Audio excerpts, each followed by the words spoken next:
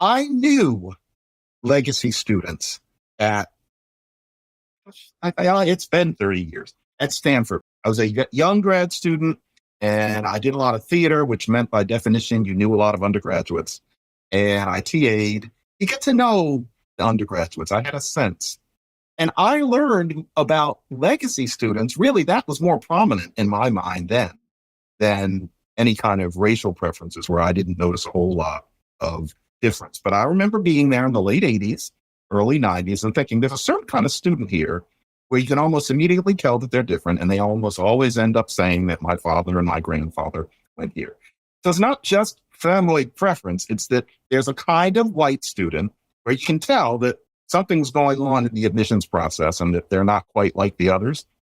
The presence of that person is not fair if you're going to be more stringent with the Black and Latino students. And those students, it's visible. You can tell. It's not just family issues. You can tell. I'm going to differ with you, John. I do think this is interesting. Let me put my position this way.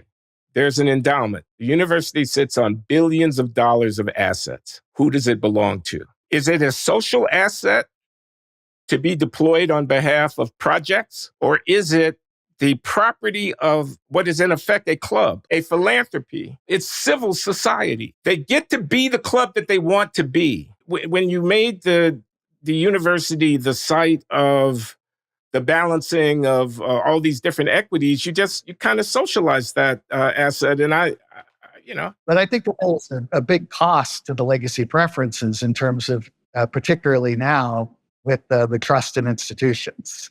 And what's been interesting is if you look at the polling on trust in higher education, it keeps going down. It's gone down a lot for Republicans, but even some for Democrats. It's funny because I view that club as like the exact opposite of what they keep saying they're trying to do, which is to have diversity. They're trying to have diversity along certain dimensions, but not in others. They want uniformity being part of that club. I mean, it was hilarious at your institution, Glenn.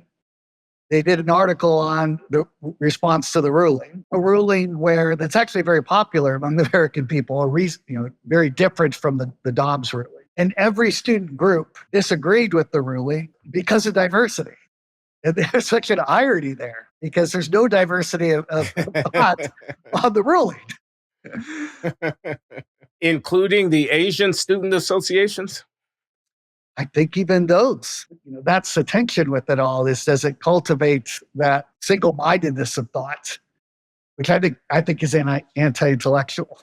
Affirmative action as a tiebreaker is an entirely different matter than affirmative action where it's massive preferences, or the Abraham-Kennedy approach of having sort of the equal outcomes. That part, I think, is key because I think the preferences are much bigger than people might realize, except for people who are, more foaming. And, another aspect of the way this is talked about, tiebreaker is a key term here. The good thinking idea is that it is just tiebreaking and that anybody who's against it, therefore, is against that you would want to have a certain amount of diversity in your class once everybody is qualified in the same way. Once again, what walking turd would be against that? No one. The idea is that it's not a tiebreaker, but reading, for example, the dissents in this case, you'd think that it was really just a tiebreaker and that that's all that's been going on. It's so cruel. I'm not saying that of the justices, but it's so cruel to imagine that people would be that small as to have a problem with dividing up the pie according to society after everybody has equal qualifications. It's just mean, and it's deceitful, and it's fake.